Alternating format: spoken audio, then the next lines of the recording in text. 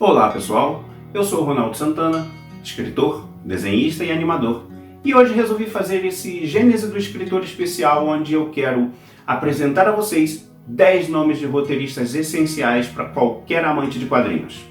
Eu sei que toda a lista é injusta, pois num universo de tantos autores fabulosos, muitos ficam de fora, mas eu busquei ser o mais diverso possível tentando trazer autores de várias nacionalidades. E antes de começar, não trouxe necessariamente os meus favoritos, nem os mais contemporâneos. Meu objetivo era listar aqueles que ajudaram a definir os paradigmas do que vemos hoje em dia no mainstream. Para começar, tenho que falar do maior quadrinista brasileiro de todos os tempos, Maurício de Souza. Nascido em 1935, está em atividade até hoje e com muitos planos pela frente. Claro que todos nós brasileiros conhecemos a Turma da Mônica, e até outros personagens menos famosos dele, mas existe uma informação que você, fã de quadrinhos, não pode ignorar sobre o Maurício, que já faz muito tempo que ele não desenha nem escreve as próprias histórias. Nem dá para precisar quando ele parou de fato com suas atividades artísticas, até porque oficialmente ele não parou. Porém, para se dedicar mais aos negócios da MSP, Maurício de Souza Produções, ele teve de deixar essa produção regular na mão de outros profissionais e parentes, e focou mais nos projetos especiais. Mas o fato é que durante décadas ele assinou todos os títulos, mesmo os que ele não tinha se envolvido diretamente. Seus primeiros quadrinhos são datados de 59, mas a Turma da Mônica mesmo só teve uma revista própria a partir de 70, e continua até hoje. Como eu disse, não dá para precisar quando ele deixou a produção regular de histórias para outras pessoas, mas se você quiser mesmo conhecer o texto desse homem, precisará ir até esse material anterior aos anos 80. Eu sei que pode ser chocante, mas se você é muito novo, existe a possibilidade de você jamais ter lido uma história escrita por ele, então te recomendo buscar esse material antigo. Porém, se você gosta do Horácio, o dinossauro, esse ele escreveu por muito mais tempo. Precisamos ajudar a princesinha! Vamos lá, turma! Olha, turma, eu já estou pronto! Oi! Em segundo, quero falar do já afinado Stan Lee. Aliás, nessa lista teremos muitos autores mortos, faz parte. Nascido em 1922, nos deixou há pouco tempo, em 2018, com 95 anos. Seu nome está sempre associado ao de outros artistas fenomenais, como o rei Jack Kirby, Steve Ditko, entre outros, pois juntos criaram os grandes heróis da Marvel Comics, mas meu foco nessa lista é falar dos roteiristas exclusivamente, e Stan Lee era quem cumpria esse papel no início da empresa. Diferente dos clássicos quadrinhos da DC Comics, os personagens e histórias dele humanizavam mais os heróis e os aproximavam mais do leitor. Afinal, seus personagens não viviam em cidades fictícias, nem eram milionários com recursos infinitos. Ele trazia muito dos dilemas sociais da sua época e isso deu um novo fôlego ao gênero de super-heróis. Assim como Maurício, se você quiser ler uma história escrita por ele, precisará voltar muitos anos. Felizmente, a Panini tem publicado muitas dessas histórias clássicas e nos permitido ter acesso a esse material original escrito por ele. Então, busque essas histórias e veja como seus heróis favoritos de hoje ganharam essas características que mesmo as piores adaptações não conseguiram apagar. E eu disse ao Jack, por que não a pele verde? Com licença, eu estou procurando um cara chamado Stan Lee. O quê? Homem-Aranha? Segure minha ligação um instante. Agora, vamos para o Japão falar de Osamu Tezuka. Nascido em 1928, morreu de câncer de estômago em 89, aos 60 anos. Considerado o pai do mangá moderno, seus primeiros escritos datam da segunda metade dos anos 40 e criou histórias que influenciaram todos os mangakás como Astro Boy, Kimball Leão Branco, Dororo, entre outros. Se você se considera um otaku de verdade, mas é muito jovem para ter tido acesso à obra desse mestre, pesquise a fundo que muitos dos seus trabalhos ainda são acessíveis aqui no Brasil. Vira e mexe uma editora publica ou republica algo dele.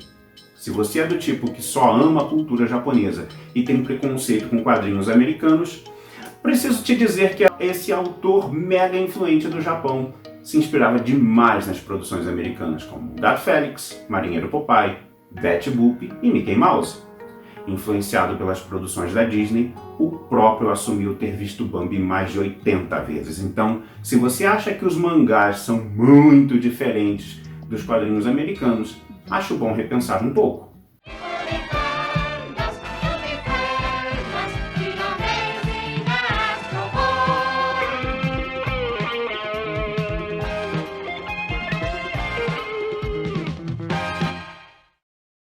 Já que falei de Disney, precisamos falar de Carl Barks. Americano nascido em 1901, viveu até os 99 anos. Foi fazendeiro, lenhador, torneiro, condutor de mulas, vaqueiro e impressor. Além, é claro, de ser um dos maiores ilustradores e escritores da Disney, responsável por remodelar o universo dos patos da empresa, ou seja, Pato Donald e Tio Patinhas. Com tamanha experiência da vida, passou tudo para suas histórias sempre com muito humor e sagacidade. Começou na Disney como animador, roteirista e diretor de criação, ainda na década de 1930, mas foi a partir da década seguinte que ele viria a se dedicar mais aos quadrinhos. Em 1942, a Western Publishing, que editava os quadrinhos do Pato Donald, enviou para ele um argumento de HQ que ele deveria desenvolver.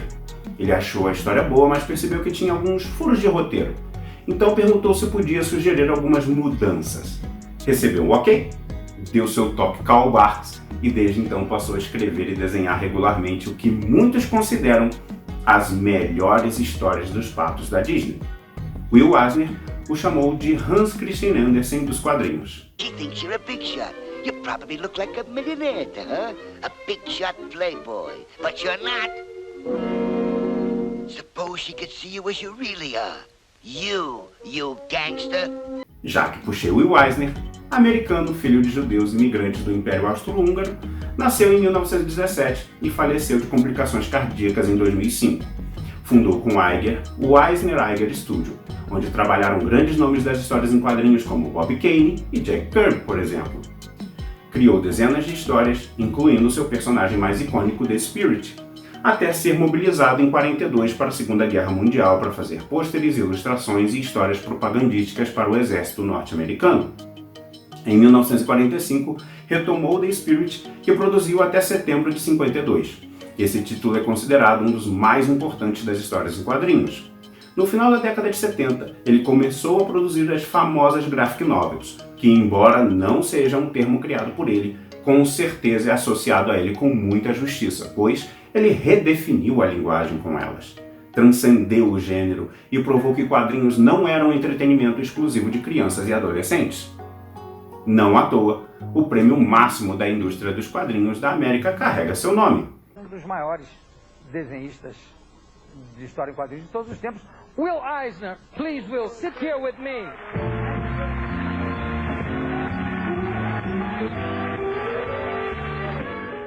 Já que estamos falando de quadrinhos mais adultos, precisamos falar do bruxo inglês Alan Moore.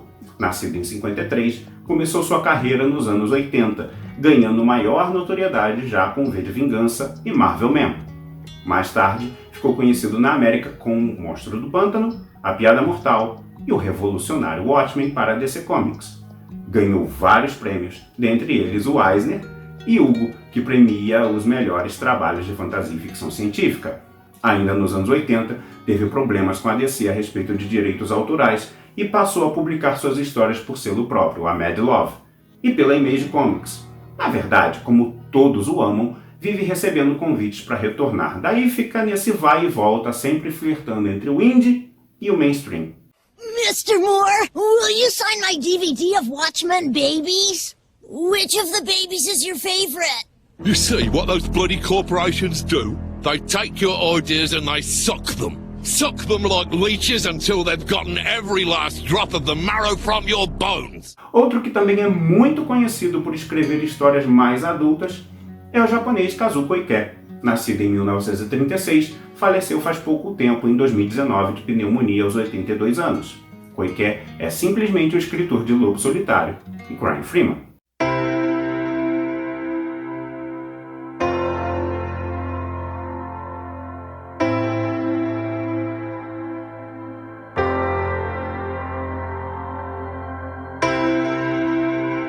Mais um japonês que merece destaque é Akira Toriyama. Nascido em 55, é o pai de Dragon Ball e Dr. Slump.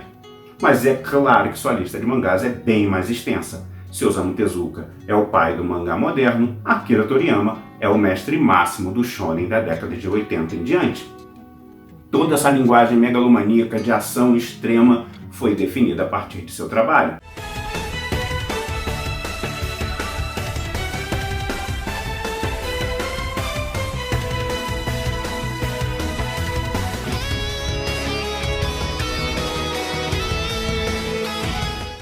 E para fechar a lista, vou falar de dois artistas que eram geniais separados, mas quando se juntaram atingiram um outro nível. Me refiro a Albert Uderzo e René Goscinny. Embora Uderzo seja famoso por ser desenhista, depois da morte de seu parceiro Goscinny, ele assumiu o título Asterix sozinho. Tamanha sinergia entre seus criadores e a obra. Ambos franceses, Goscinny nasceu em 1926 e faleceu em 77 com apenas 51 anos, enquanto Uderzo, nascido em 27, viveu até o ano passado. Goscinny criou Lucky Luke, Snow Good, Rum Papá, Asterix o Gaulês, entre outros.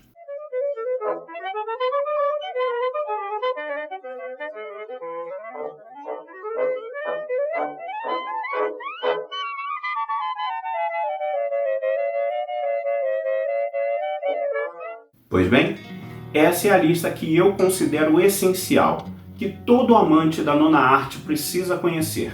Mesmo que você não morra de amores, não pode ignorá-los. Eu mesmo tenho escritores que amo e não coloquei aqui, como Neil Gaiman, Garth Ennis, Chris Claremont, mas entendo que para que esses escritores que eu amo tanto existam, foi preciso que um Stan Lee, um Alan Moore e um Will Eisner tenham vindo antes.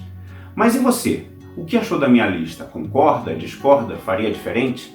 Coloca aí nos comentários, eu vou adorar ver a lista e justificativa de vocês. Vou adorar voltar aqui com uma nova lista de roteiristas essenciais e uma de desenhistas também, é claro. E se você quiser ver isso no futuro, se inscreve no canal e ativa esse sininho de notificações aí que logo logo eu tô de volta com um vídeo novo para você. Abraço grande a todos. Valeu!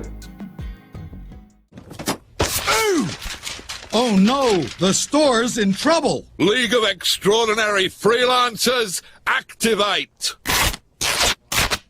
Mouse is in the house.